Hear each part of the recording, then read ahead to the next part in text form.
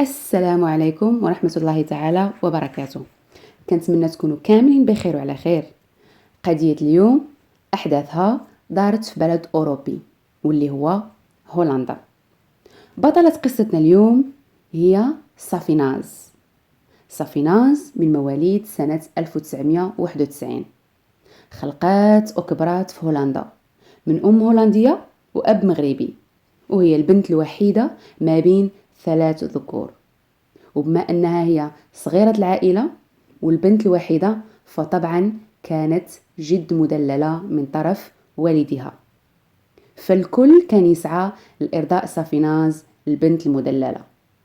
صافيناز كانت بنت اجتماعية وظريفة، أما بخصوص طفولتها فكانت دائما فتاة مثابرة وكتجي ضمن الأوائل وذات خلق حسن.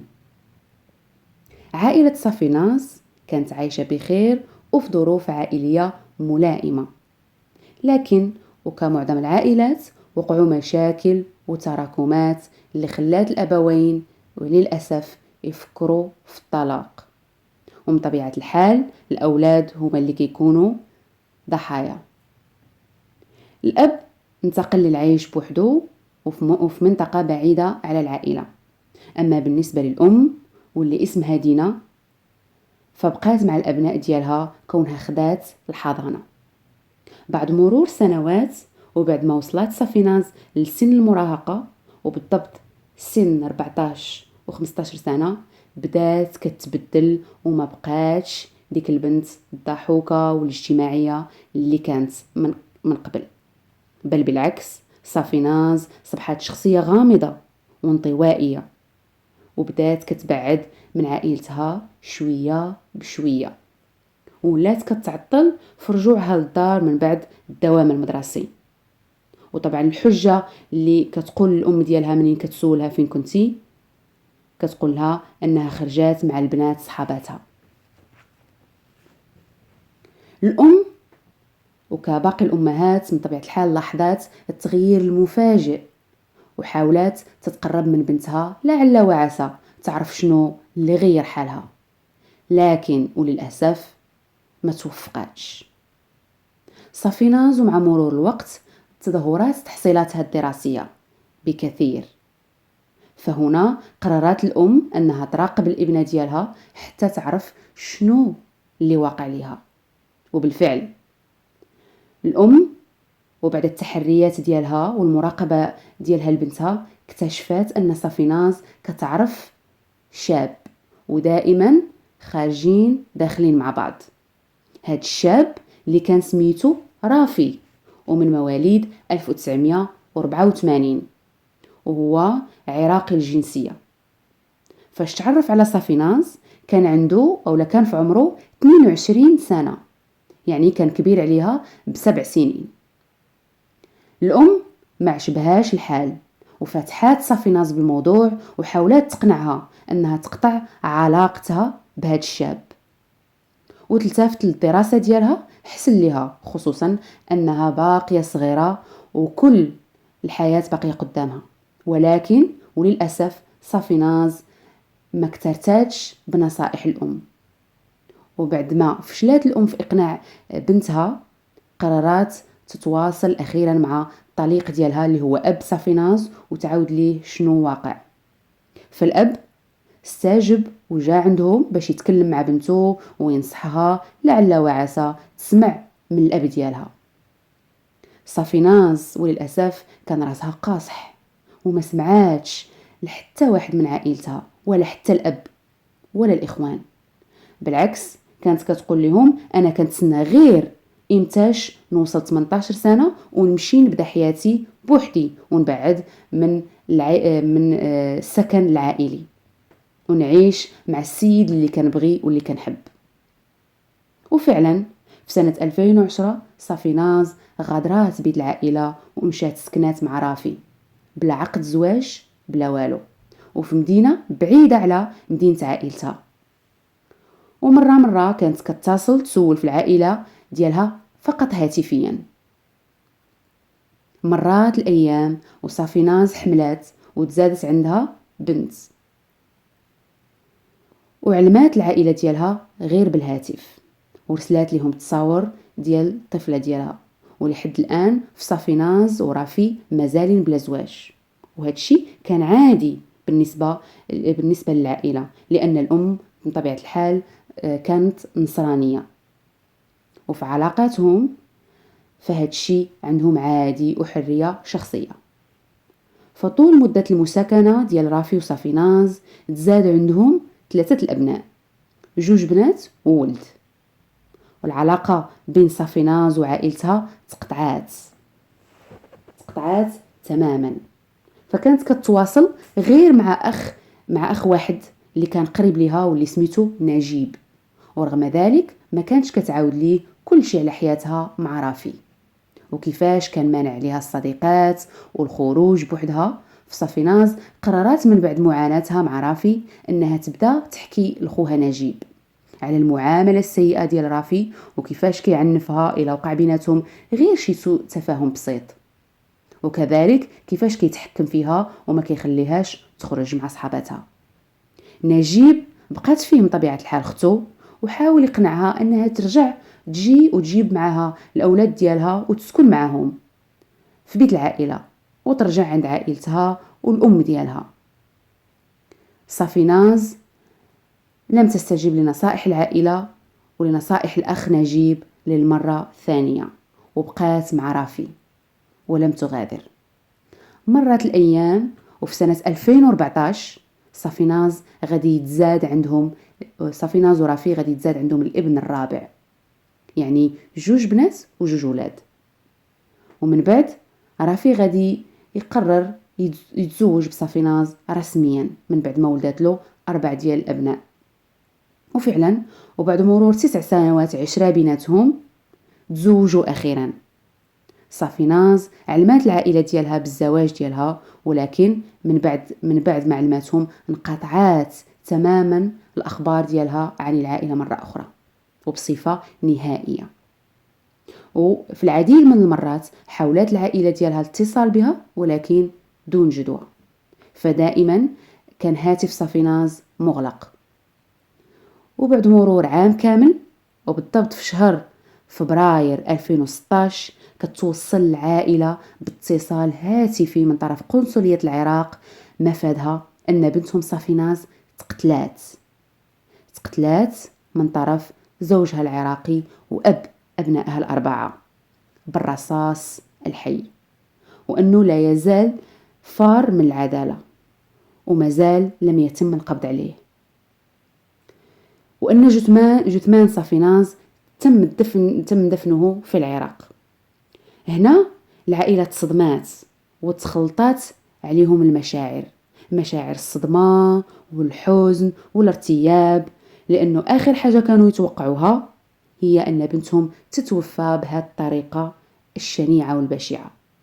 وفي هذه الظروف الغامضة، وبعد مرور أيام، وبعد مطاردة بوليسية مسلحة، تم القبض على رافي من طرف الأمن العراقي، ومباشرة تم فتح تحقيق معمق مع رافي،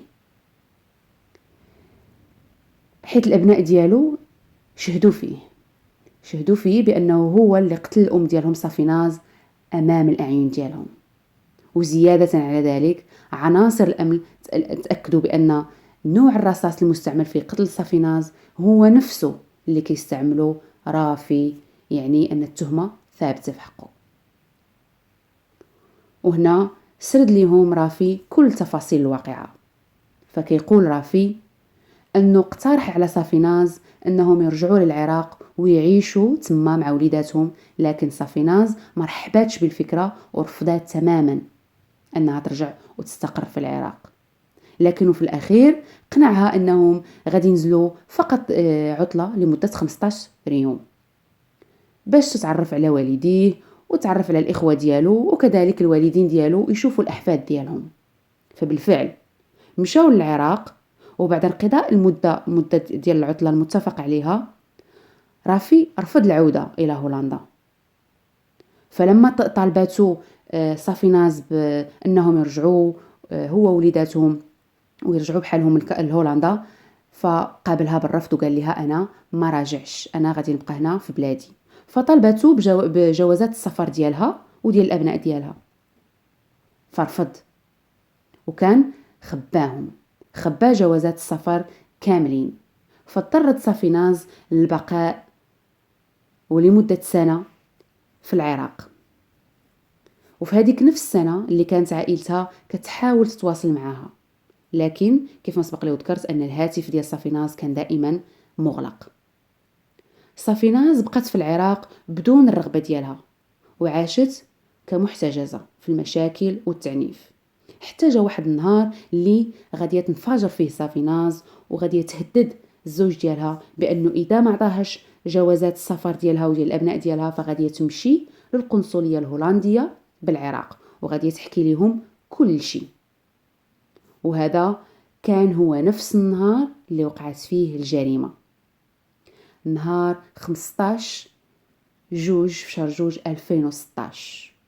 15 جوج 2016 من بعد تهديدات صافيناز للزوج ديالها، فهو مرضاش بالوضعية، وحسب الأقوال ديالو كان غاضب منها، وأنه ما حسش براسو حتى وهز عليها السلاح باش يخوفها، فقط باش يخوفها، ولكن في لحظة غضب رمى زوجته صافيناز بالرصاص الحي أمام الأبناء ديالها حتى سقطت جثة هامدة. فقتلها، وطبعا على حسب الأقوال ديالو قتلها دون نية القتل. عائلة صافيناز تصدموا بأقوال رافي وحزنوا على مقتل بنتهم، فقاموا بالمطالبة بترحيل جثمان صافيناز لهولندا ودفنها هناك بدل العراق. فتمت الاستجابة لمطالبهم، فخداو الجثمان، استطاعوا أنهم يأخذوا الجثمان ديال صافيناز وأنه يتم الدفن ديالو في هولندا بالقرب من العائلة ديالها. وحكم رافي في العراق، حيث تم الحكم عليه بالقتل الخطأ دون نية إحداثه، وأخذ عقوبة 10 سنوات سجنا نافذا. شيء اللي صدم عائلة صافيناز، لأنهم متوقعوش هذه العقوبة البسيطة في حق رافي، الشاب أو الزوج اللي قتل لهم البنت ديالهم. وبداو كيخرجوا في منابر إعلامية، طبعا منابر إعلامية هولندية، وكيتحدثوا على الواقعة وكيسردوا حقيقة ما وقع لبنتهم صافيناز مع الشاب العراقي. وكذلك قامت أم صافيناز بالمطالبة بحضانة وتربية أحفادها، أي أبناء صافيناز، بدل ما يبقاو في العراق عند عائلة رافي. ولتحقيق هاد الطلبات اضطرات دينا اللي هي الأم ديال صافيناز باش تمشي وتنتقل للعراق حتى تحصل على الحضانة ديال الأحفاد ديالها، ولكن وللأسف ما تمكناتش من الحصول على الأبناء. وبعد مرور 4 سنوات بالضبط، سنة 2020، رافي كيخرج من السجن بالعفو.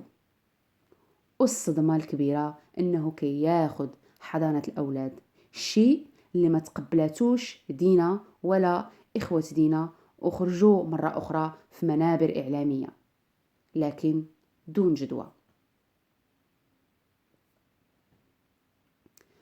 وهكا كنكونوا سالينا قصة اليوم.